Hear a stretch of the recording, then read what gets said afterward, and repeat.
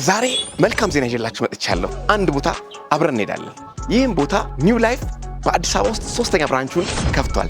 ታዲያ ወላጆች ይህም ቦታ በትክክል ለገመቱ እና ብዙ ላይክ ላገኙ 3 ወላጆች ልጆቻቸውን ሙሉ ስፖንሰር በማድረግ እዛው ብራንች ላይ የምናስተምር መሆኑን እናሳውቃለን።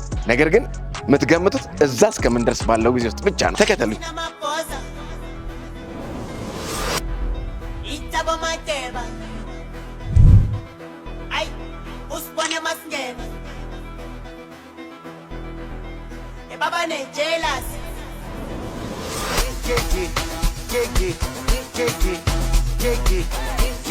በትክክል ገምታችኋል። በአብዛኞቻችሁ ወላጆች ጥያቄ መሰረት ቃላችንን አክብረን ኒው ላይፍ ትሬኒንግ ሴንተር በዚህ ክረምት ልጆቻችሁን ለማሰልጠን ሰሚት ፍየል ቤት በሚገኘው ፊውቸር ሆፕስ ትምህርት ቤት ዝግጅታችንን ጨርሰናል።